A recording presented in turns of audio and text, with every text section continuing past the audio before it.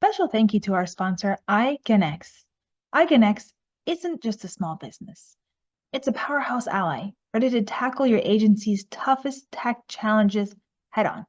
Specializing in low-code, no-code solutions, advanced analytics, and project management, iGenX is your go-to partner for both federal and commercial projects. But what sets iGenX apart? As a Salesforce Summit-level partner, the company brings unparalleled expertise across the entire Salesforce ecosystem. From MuleSoft and Einstein and Tableau, the expert teams at iGenX don't just build solutions, they engineer them, crafting robust data pipelines and creating stunning visualizations that drive real results. At iGenX, success isn't just a goal, it's a promise. The team is dedicated to delivering measurable benefits that transform your operations. Ready to partner with iGenX? Contact the team at info@igenx.com, spelled info@eigenx.com. To me, it's more important for the requirements offices to understand how industry works because they're the ones with the requirements. They're the ones with the money, right? And a lot of people forget that. It's like, oh, let me speak to COs and let me hammer 1102s, right? They obligate the funding, right? Yeah, they have very, very, very important role. But at the end of the day, if the requirements office doesn't understand it, certainly procurement's not going to either, right? Like Welcome to GovCom Unfiltered, where your journey through the labyrinth of federal contracting begins. I'm Alexa Choi, your guide and host on this epic adventure. Here, we dive deep into the heart of government contracting, shedding light on the heroic tales of those who navigate its complex terrain. Our mission? To bring you closer to the action, revealing the critical steps, triumphant victories, and occasional pitfalls that our intrepid adventurers face. Your journey into the world of government contracting starts now, and we could not be happier to have you with us. Let's embark on this adventure together. Today, our guest is Jaime Gracia. We last saw him working for the Department of State, pushing a lot of innovation and great change. Before that, he was working for IRS, Department of Treasury, and he's been in the government contracting sector for over 20 years. He worked both owning his own business, for consulting firms, and also for the government. So this is going to be a great talk today, and we're super excited. I would love for you to tell us about your government contracting journey. I know you've been on both sides, and you have a lot of great stories from both sides. So tell us a little bit about how did you get here? And you're also from Spain, right? That was the word on the street. So I'm not from Spain. I'm from New York. I do have family from Spain, so that's where that connection is. And I will be going back there shortly, as you know, to Europe. But my GovCon journey was kind of not direct because I did do some time in the Navy and the military.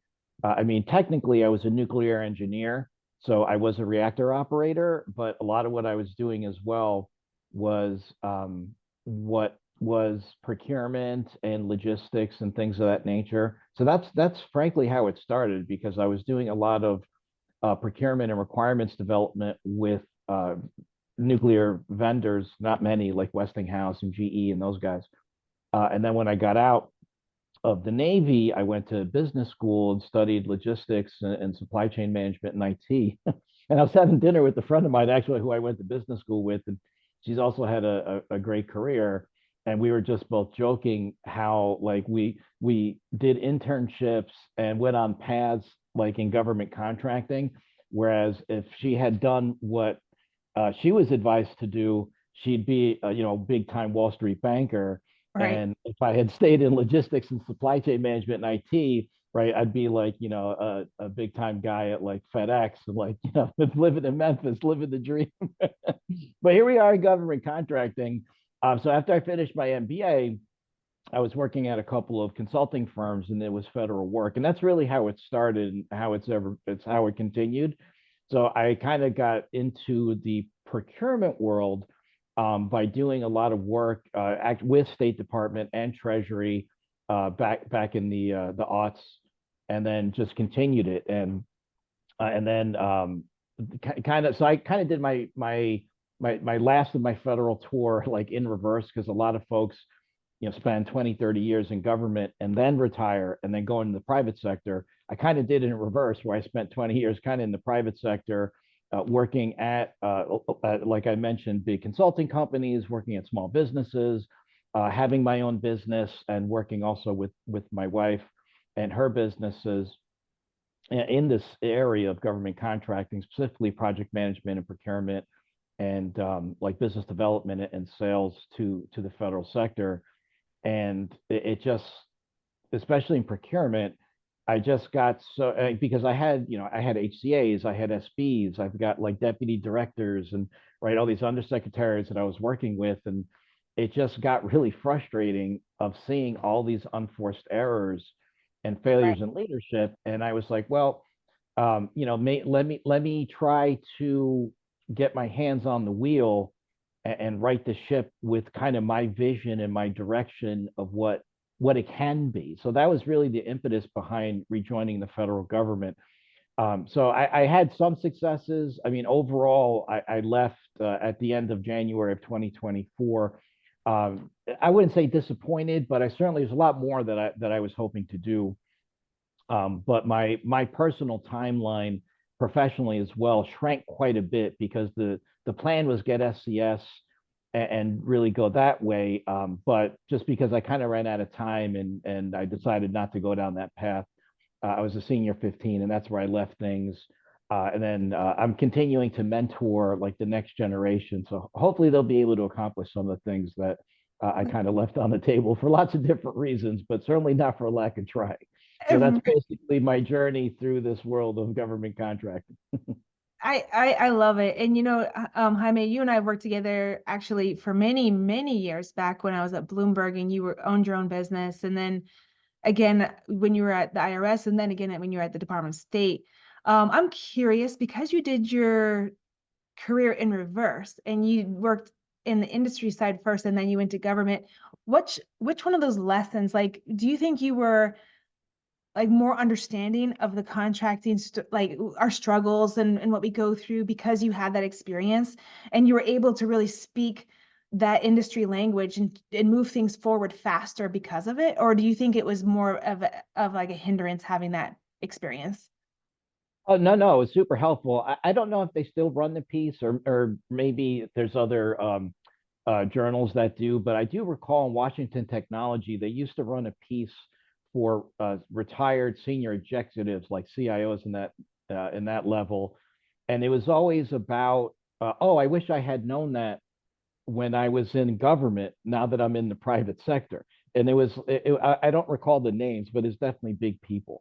And I used to hate that piece because it was like, well, industry tried to tell you for 30 years, but you just didn't listen.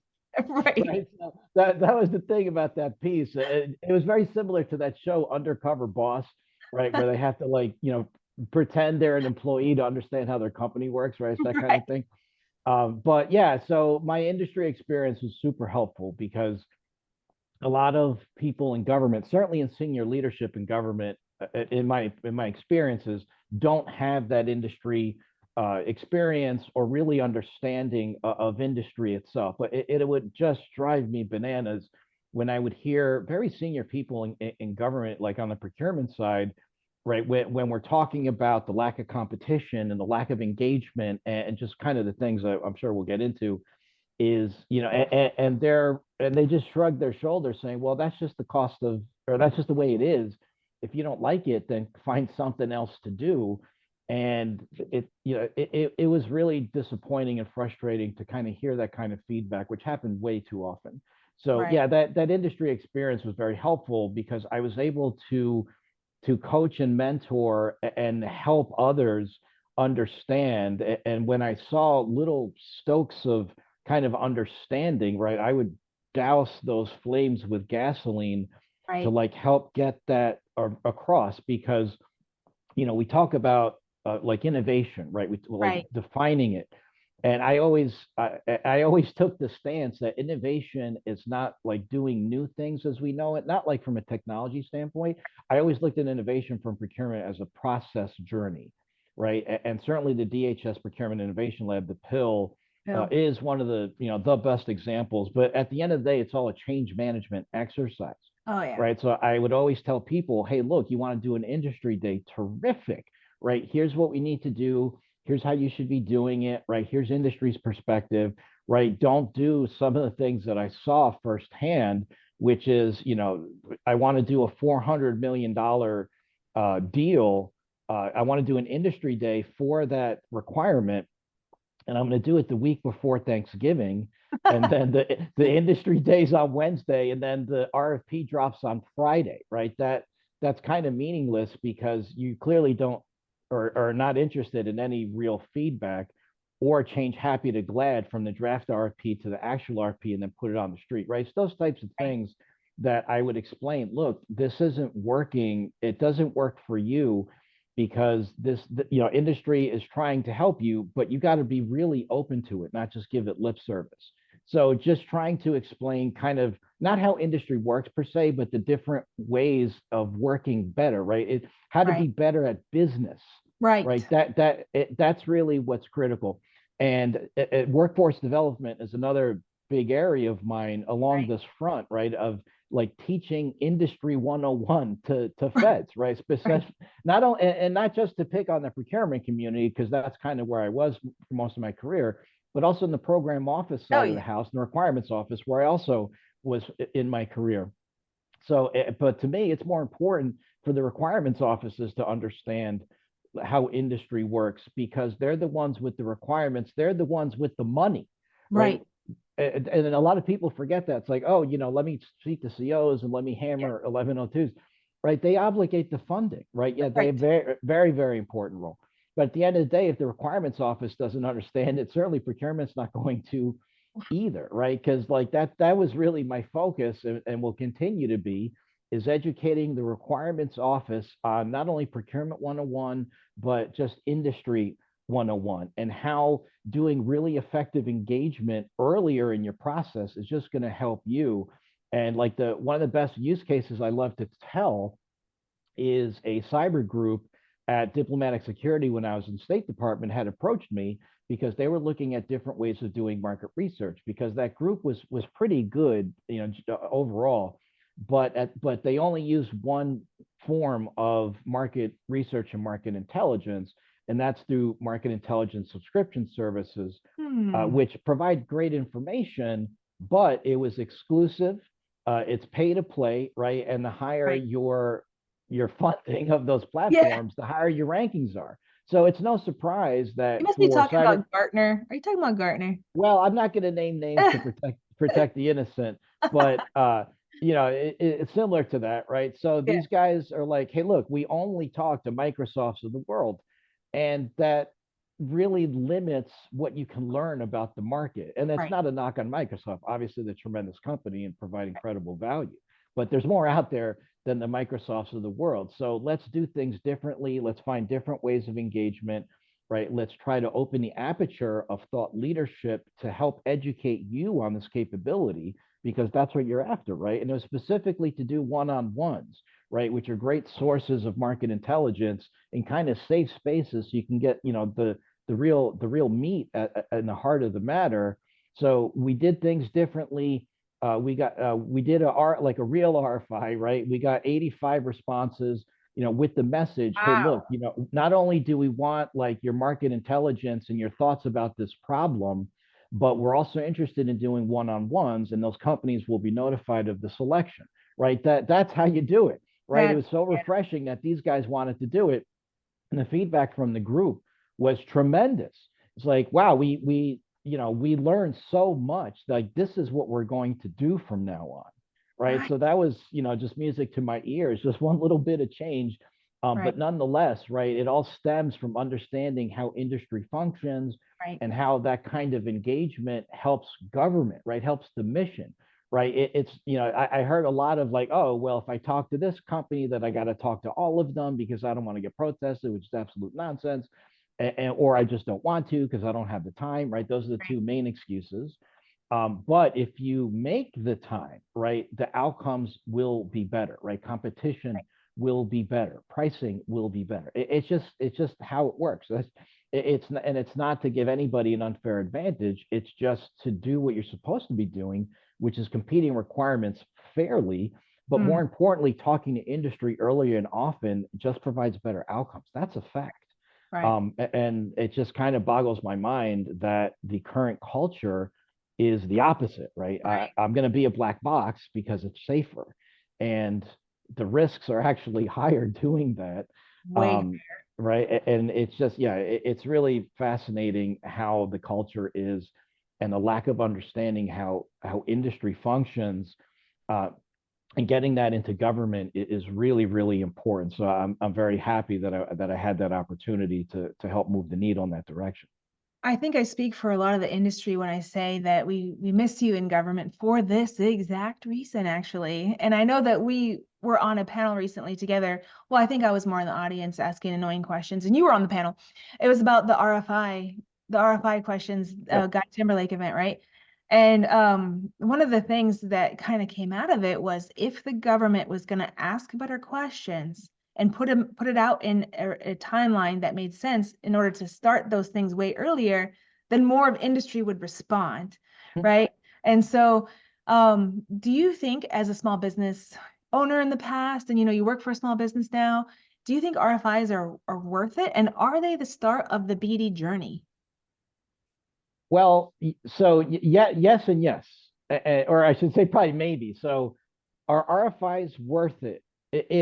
It's kind of hard not to say no, because RFIs can be an entry point to marketing your firm, but it really depends on what the RFI is, who the agency Right. is, who the organization is, and how they do it. Right. Right. Like I mentioned, that DS group, right there, we were looking for real thought leadership, right? And it wasn't 100-page draft RFP that's in the RFI, right? It Right. was a 2-page need statement on what they were looking for and what they wanted to talk to industry about, right? They didn't have requirements, right? That's the Right. important thing. It's need identification, right? Kind of step one in the journey for government is need identification, right? And that's where the conversation should start, because now I can go to industry and say, hey, I have this idea or I have this problem, and Right. I'm looking for possible solutions, right? That's where RFIs matter.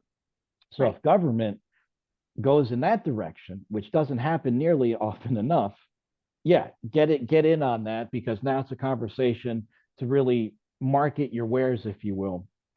But unfortunately, that doesn't happen nearly enough often enough. What happens more often than not, right, is what we had talked about at that event, which is the TMI RFI, where you got a 100-page draft RFP, With and not pricing. with pricing. That's my favorite one. Not only do they want the pricing, they want past performance. I'm just like, why are you wasting time? Just go right to RFP and call it a day. It Yeah. doesn't make any sense to me, because that's what you're doing. Plus, you're not really interested in any thought leadership or really any Right. opportunities for innovation, because you just cut and pasted the last statement of work into this one, changed happy to glad and the date, and you're good to go. And it's really sad to see that. And I get it. Look, right, there's a Right. lot of most procurement offices across government are severely understaffed. I mean, it's Yeah. criminal. Mhm. But nonetheless, right, there is a lot of opportunities to help streamline those processes, right? We talk a lot about how artificial intelligence can help with that, certainly in the pre-award phase, and that's a great force multiplier to do it. But nonetheless, right, yes, RFIs are a great entry point, but the problem is right now, you just got to be careful and make go no decisions about not only are you going to respond, but is this really a target? Because this is how they do business, right? Right. That's how you make these decisions and how you build relationships, right? When you see these RFIs, you're way too late in the game. Like their mind is basically made up of what they're going to do in regards to acquisition strategy, or perhaps even vendors at that point.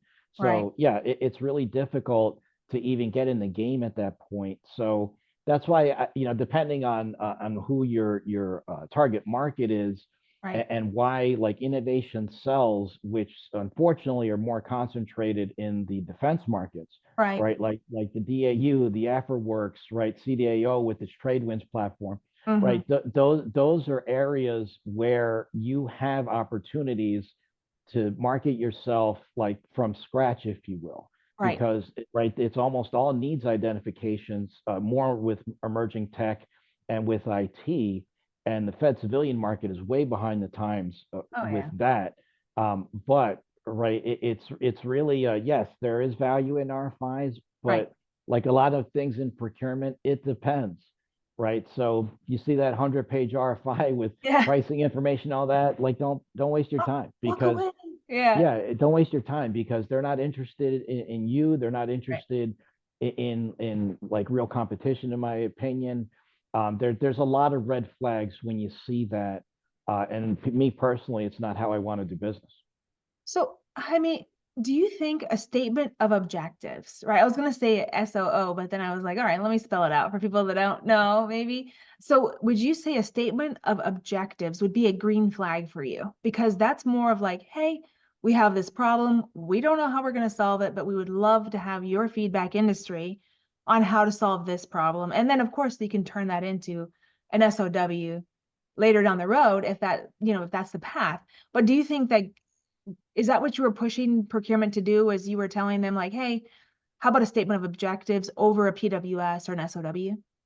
100%, right? So, I'm a huge fanboy. I'm not shy about it, for the DHS pill, Yeah. because they really set the foundation for what procurement can be, right? And then in kind of addition to that, right, I also worked on that pilot IRS program at IRS, which was just a contracting technique, right? Using the FAR, because most agencies in the federal market, in the civilian markets, right? They don't have OTA.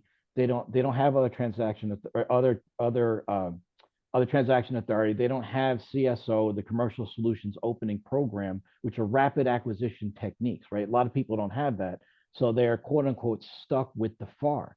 Right. And right, there's a lot of inherent flexibilities in the FAR, and I actually wrote a post on LinkedIn about that today, where and that's really what you can use those techniques, right, to get somebody under contract in 30 days, Right. right, which is unheard of. But that's what pilot IRS was, right? FAR Part 12, commercial acquisition. FAR Part 13.5, right, streamlined acquisition. That's what it's about. So when I see a statement of objectives, right, that sends me a signal that these guys are going to procure differently. I mean, that's the hope, right?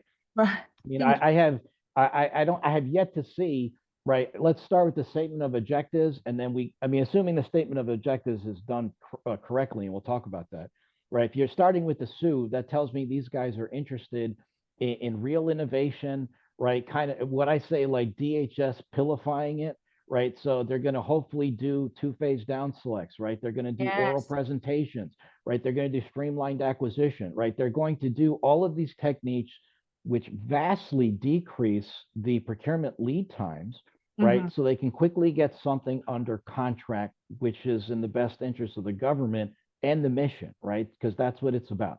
So Right. if you start with the SUE, yeah, that's a huge green light for me. Now, the SUE should be no more than 2 pages, right? Right. I will begrudgingly give you 3, and I will push as hard as I can to get you 2, because at that point, if you've got more than 2 pages, you really need to think about your outcomes and what you're Right. trying to do, because Right. I shouldn't have 3 pages of outcomes, frankly, because now I need to think about key performance parameters and really what's important to me, right? So if everything's a priority, nothing's a priority. So Right. I really wanted to push folks who were open to these techniques, and SUE's in particular, a statement of objectives, right? Let's get your thoughts down to like a page, is ideally. Oh Here's yeah. my ideal state, Mm-hmm.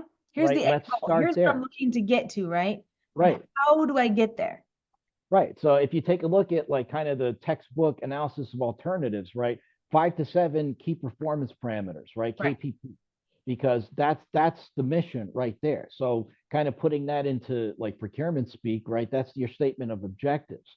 So that for me is the foundational model for requirements, because now what's going to happen is I'm going to give the statement of objectives to the requirement, right? Put it out there, and then what's going to come back should be my performance work statement and my quality assurance surveillance plan, because now that is your quality document, your performance, your oversight and governance on how you're going to achieve those outcomes, right? And what I want to push is for industry to provide that to me, Right. because oftentimes government, like they'll do the PWS and they'll do the QASP and they'll do all Right. that stuff.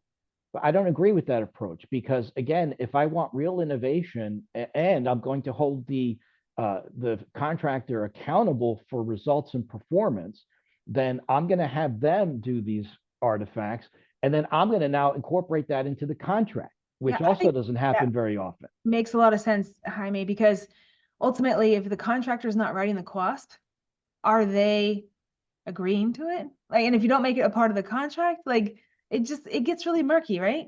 Well, it not only gets murky, but I have to be able to hold you accountable on things in your control, right? Right. And that's the big thing, because oftentimes, like I see federal written CLOSPs that have all of the metrics and the acceptable quality levels, right? Everything that's in there.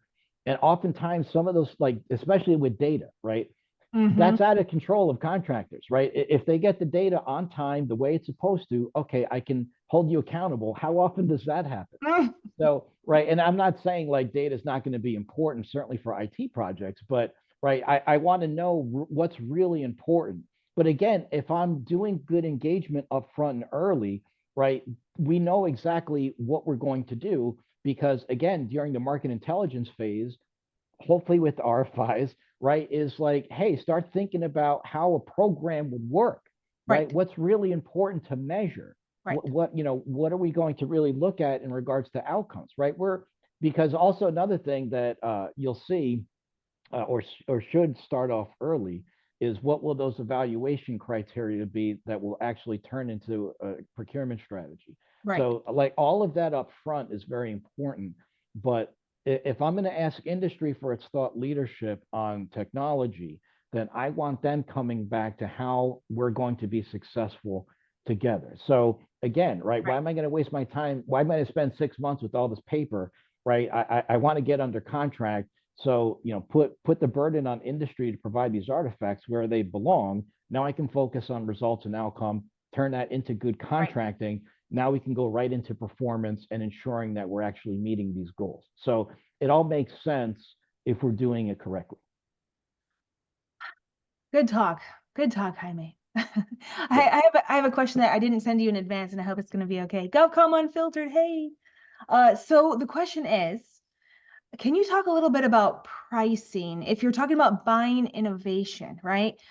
So the independent government cost analysis or estimate, or IGCE, and best value versus LPTA versus like all the different shenanigans the government does. And, how do you put a price on innovation? So that's a great question. And I really would love to hear more feedback around what's working out there, because Yeah, I haven't seen too many instances where it does, frankly. right. One area that I saw that works pretty well, but it's difficult, is a fixed price incentive contract, right? So I'm gonna Mhm. incentivize you for performance around innovation, and then if you meet it, right, now you're gonna get your performance bonuses. If you don't, it's still a firm fixed price contract. So like no harm, no foul in regards to that. So it really incentivizes innovation and extreme, what I like to call extreme performance. So Above and one, beyond. right, because at that point, if you're looking at that kind of contracting model, or basically just incentives, right, in Right. contracting. So, I, as government, I want you, the contractor, to get 100% of your incentive Yeah, legitimately, right. because that means that we are outperforming satisfactory, right? The fixed price model. So, but that's the thing that I never get, is like, oh, why would I, pay all this extra money? Like I got asked this once by a very senior person. Um, why would I pay more? Like we talk about best value. Why would I pay more for satisfactory? And it was like, first of all, it made my heart vomit, like this Yeah. senior person asking that. And I just thinking to myself, like, I know you're due for retirement and you were eligible 2 years ago, to saying, right? But at the end of the day, right, that's a cultural pervasive issue. So if I can incentivize performance, that's one way to do it. As far as government's concerned, you're not going to get out of creating IGCEs, because I have to be able to justify my budget, right? So Right. I don't have any problems there. But again, right, if I'm talking to industry early and often and get that thought leadership, I'll have a better idea of what quote unquote innovation's going to cost me. Right. But at the end of the day, right, I have to budget for it. So one thing that drives me nuts, I haven't seen it in a while, but I used to see it all the time, is like I'd submit my IGCE and then vendors would come back with pricing and it was the exact same price to the penny of the IGCE. I'm just like, You're like, how did this happen? like, yeah, exactly, right? I'm just like, seriously? But what another technique that Pill talks about, which I really think is useful, is right, hey, here's our budgetary estimate range. Right. Right. Because if it's on the high side, that's okay. And that's really the consternation I hear from the 1102s is, well, if I put out a range, then of course they're going to give me pricing that's in that high range. Right. Okay, all right. If you think they're going to game the system, and some will, but you're smart enough to understand what you're getting in return, right? The best value, the value, right? Exactly. ROI, right? So Right. that should incentivize innovation. One thing that I was also doing in my last tour with State Department was value engineering, right? FAR Part 48, Right. because you've got two paths. You can either, say, hey, look, if you find ways to improve performance and processes, right? Ergo innovation, right? There's opportunities there for contract incentive. That's one path. I don't like that path. I like mandating it.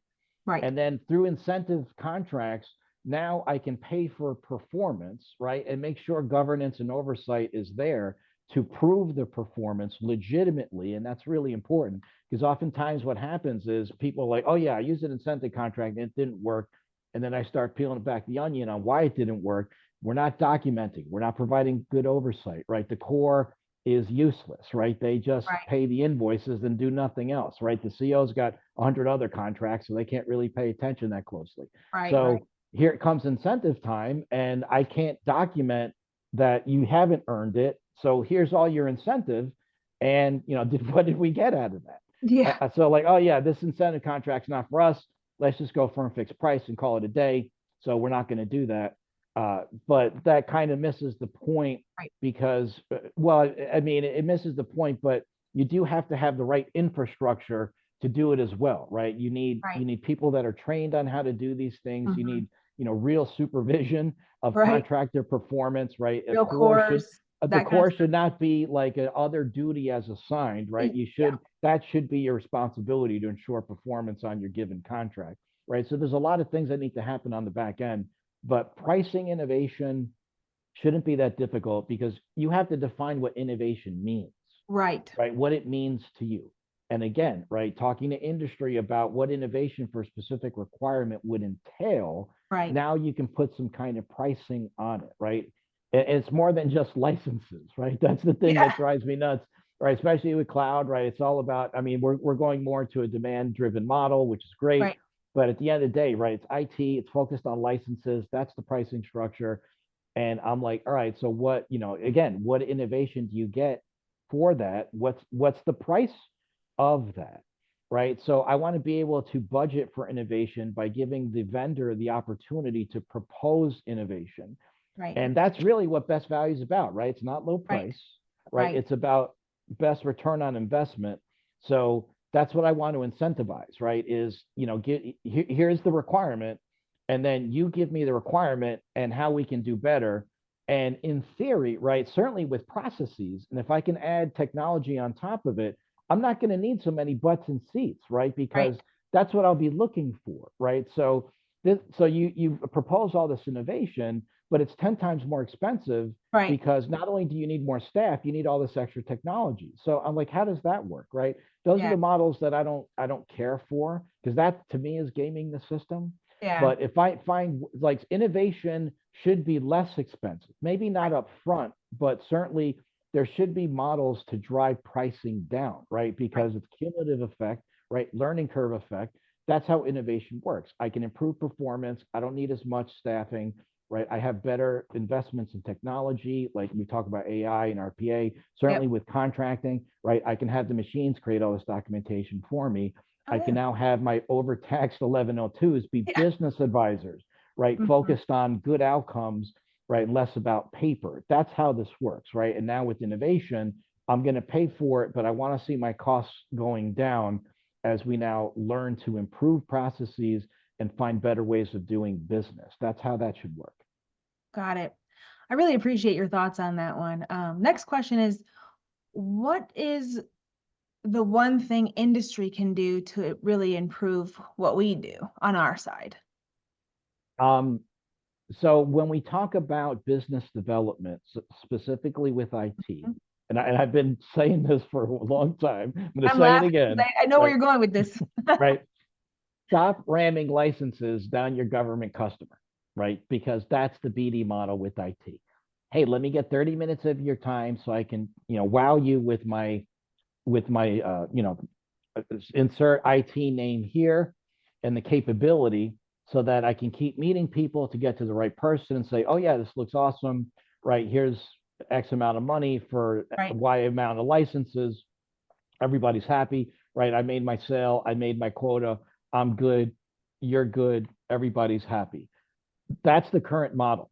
And I would argue that it's a failed model. And if it weren't, then we wouldn't have trillions in technical debt for all these failed models Mhm. and legacy systems running on COBOL is the name of the game. I mean, the Technology Modernization Fund wouldn't exist, right? There's Right. no pool of money there to like help us get out of this problem. So what I want to see is taking that model, flipping it on its head. Talk less about licenses and talk more about strategic vision and how to help the customer's mission. Right. And so the kind of anti feedback I get, right, the criticism is like, well, we do that with if you just buy our solution, obviously we do that, and that's an easy self-serving thing to say, but you're not even talking to me about my mission. You just want 30 minutes of my time to show me a capability demonstration, Right. so at the end of that meeting, you can ask me, hey, who else can I give this to, or like how here's how you can buy from me. Right. Without even understanding like what my needs are, what my missions are, what my pain points are, right there. It's kind of interesting. We all know that this government contracting world is a relationship-based model, Absolutely. but we seem to forget about building and catering those relationships with Yeah. this broken BD model where it's forced on like, feeding you like a turkey at Thanksgiving as opposed to like building these relationships. It's very bizarre, but that's kind of the big thing is not like, hey, how can I sell to you? Is, what are your pain points? How can we drive that? I mean, Right. and then, oh, okay, so you've got this huge problem. Okay, here's how we solved it at this other agency, and right. So I mean, and like, so better BD folks, the more experienced folks do it that way, and it Right. works, right? Right. But that needs to get filtered down, certainly to the newer folks. But that's the standard template that I want to see more of, is Right. kind of less selling and more kind of strategic vision Right. about capabilities and how they meet mission. So that's definitely the most important thing, is how to do that. Is like just rethinking the BD model in and of itself Hmm. to more of a strategic relationship model as opposed to just like sales. Because Hmm. right, when I was industry liaison at the Department of State, right, I did what I could, but without having any resources. But at the end of the day, right, it was about, hey, can I get 30 minutes of your time? Why? Yeah. Right? What did what's in it for me and why do I care? You haven't Right. even addressed that. So why would I give you 30 minutes of my time? And that's great that you just got your 8A, but there's 100 other companies that have the same capability with that socioeconomic designation. So that's Yeah. not going to help you. So that we need to kind of rethink that, and how we do it. The other thing that I wanted to mention is IT companies, and this is from personal experience working with a couple of really awesome IT companies, is not all so like once you're in the door, right? It's not like, hey, here's your, here's the capabilities that you wanted, and I'll see you at renewal time, right? That doesn't work either, No. because it's not only selling your IT and your capability, but you should be thinking about how to help your customer with that change management model. right? Because if you're not thinking about that, then there's going to be really bad adoption of your technology. Yeah. It's not going to get the usage you need. It's not going to demonstrate the ROI that you think and claim it can. You just leave it up to the government. And I don't see how that's sustainable. Certainly for new companies and new capabilities, small businesses, right? If you're not going above and beyond for your capability, you're going to get your lunch eaten by the big boys because like they've got all the power. Yeah. So it's a lost art form, but I certainly advise companies, especially the smalls, right? Okay, you made the sale, which is awesome. Congratulations, right? Right. How do I use your stuff now? That seems to be lost, right? So I had, a couple of companies that I told them that when I took over PMing these requirements, right? They didn't know what to do. I mean, they tried to react, but they just didn't have that internal capability, and they didn't get outside help either. So by the time the renewal came around, I couldn't justify Right. keeping them, right? Because there was very low adoption, right? Nobody knew. Half the people, like in the survey, didn't even know this technology existed. So Oh of no. course nobody's using it. Plus, right, I can't justify the price point if nobody's using it. So granted, it wasn't all their fault. I mean, it never is, right? There's always blame on each side, even though each side wants to point the finger at each other, right? It's about accepting responsibility. Certainly the government has fault. But at the end of the day, right, if you're thinking from day one about right change management and process improvement, right, and the other thing is like, oh, I don't do that because it's out of scope.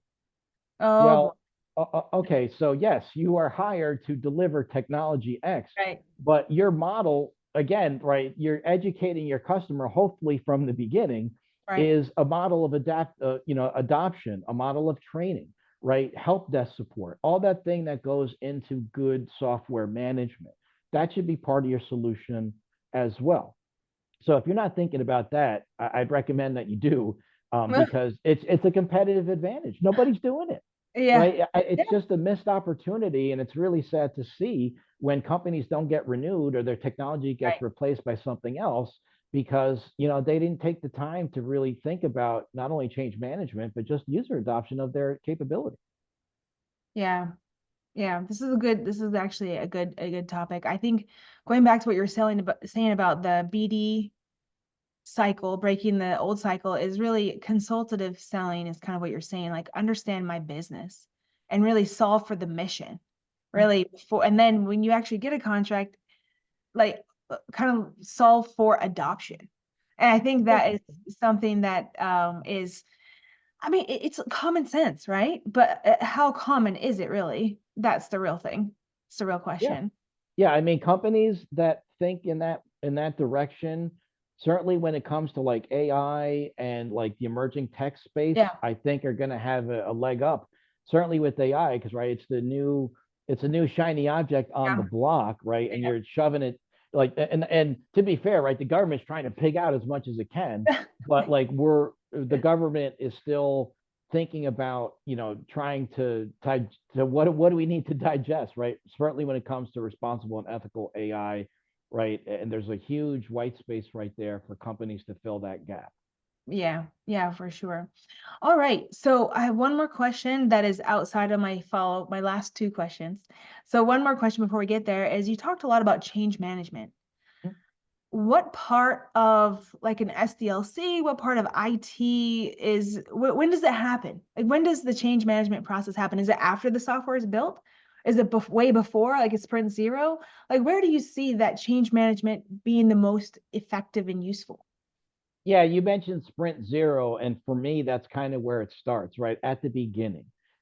Because if we build it and then we think about change management, I mean, that's just the build it and they will come strategy, right? That's Right. not going to work. And that's what I was talking about, right? If we start at the beginning with, okay, so here's how we're going to build it, and here's, how we're going to use it, right? And in our past lives, right, we were doing that, I think, very effectively with the acquisition forecast tool Yeah. at State Department, right? Because I was the customer, you were with Metaphase, and I can't say enough good things about Metaphase. Now Oh, that I'm not with government, right, appreciate that. I can sing praise about it, right? Yeah. Not being biased because I was, because like Yeah. you guys were killing it because you were listening to the customer. We were Mm. talking about user adoption Yep. from the beginning, right? How to use it, talking to the user community, right? User-centered design, right? Human-centered design, customer experience. That was all baked in from the beginning, right?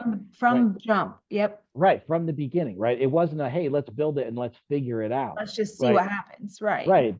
And you know, that might be okay in like very like small scale prototyping for feasibility Right. studies. But again, if you're really looking to build functionality, right, you have to start thinking about that from the beginning. Because right now, once you get into the point where you have to cross the chasm to actually scale and get over the valley of death, right, one of the major bridge foundations, hopefully, is the change management that you've done, or you're going to fall into the valley and go away, and there's just nothing but unfortunate, you know, it's a vast chasm of failed bodies in that valley of death across government, especially at the Pentagon. Is the Valley of Death also called the ATO process? Just Yes, ask for absolutely. a friend. Yeah, absolutely. Right. And I also did mention that in my post from today on LinkedIn, which is like, hey, you know, we need to do better with contracting to like make it faster and better and more common sense. But that's Yeah. how I ended my post. Don't get me started on ATO process. I'm not going to. No, I have two other questions for you. All right. So the first question is, if somebody was watching you, I think a lot of people do because you're really well known. What are two pieces of advice you would give somebody who is looking to get into either working for the government or working for the contracting side? What would be two pieces of advice you'd give them? Well, I mean, certainly on either way I can't stress how important mentorship is, Yeah. and building those relationships. I mean, just from personal development, not even so much about like building a business. I'm just talking about personal development. I would say like that was one of my like, I'm not regrets, but one thing that I didn't cultivate enough of Right. was good mentors to like help you get to the next level. And that's very important, certainly in government contracting. Certainly if you want to be a Fed, that's vital. I mean, you know, every time you look for a federal job, right, it's like, oh, you got to go USA Jobs, and it's basically winning the lottery. That's how it works, Yeah. It's the right? worst And website of all right, time. so yeah, it's terrible, but it's that's the entry point. Right. So you have to be able to, you know, navigate it through relationships Right. and ensuring that, you know, you get a fair chance, right? Because you know, you can't just walk into the door in the federal Right. government like you can in the private sector, Right. right? So building those relationships are critical so that you stand out, right?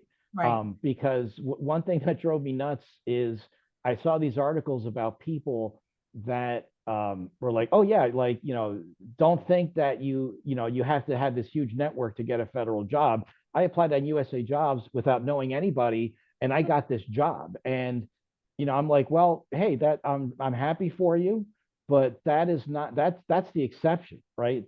You know, you want a lottery ticket. That's what Yeah. you did. That person Um, should also play the lottery. right, exactly, right? Because those things don't really happen. Yeah. Just like on the flip side, right? If you just don't have any relationship with the customer and just respond to an RFP blind Same. and Right. win, Yeah. that's a winning lottery ticket. I mean, It happens. It I'm does sure it happen, happens. though. I'm sure it Yeah. happens, right? But what percent of Yeah. that? Probably not a lot. No. I don't know how you would get that data. Yeah. But yeah, so you know, the relationships are critical.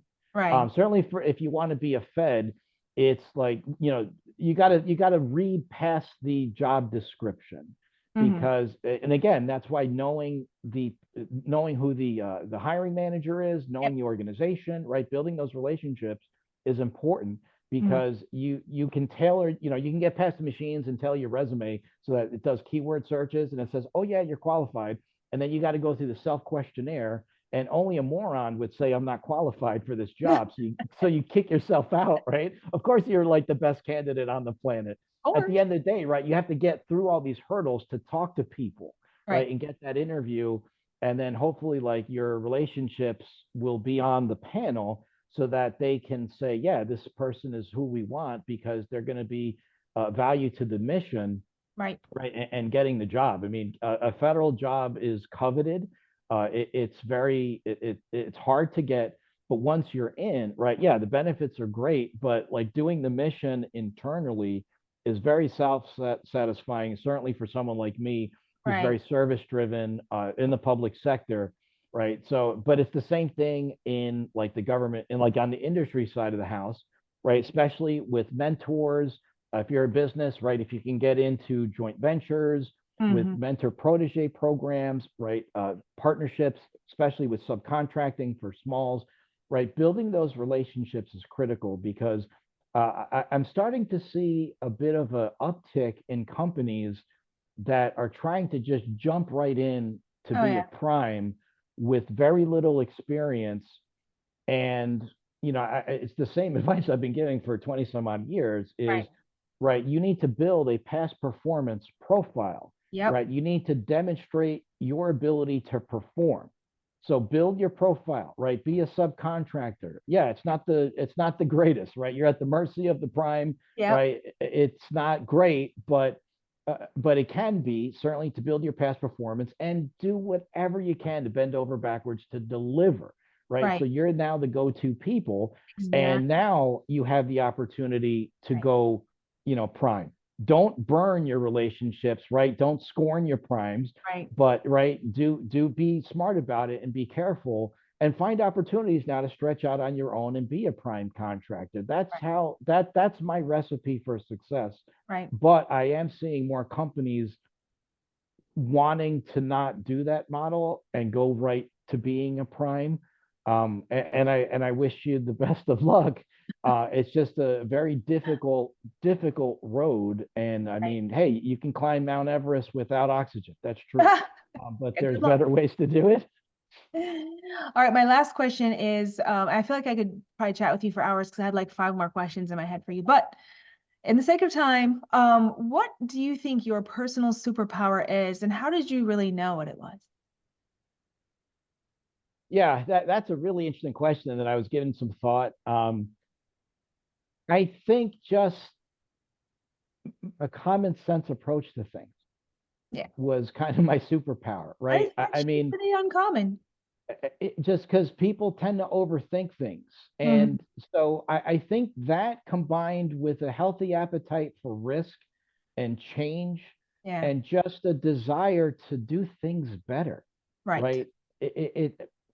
But it also comes with a sense of urgency and a Hmm. sense of transparency and accountability to get stuff done, right? That's really my superpower, getting stuff done. That's because it drives me nuts that you go anywhere in DC on any given day and sit on a panel or any conference, right? Invariably there's some CIO there Oh yeah. or some SES, right, talking about all this great stuff.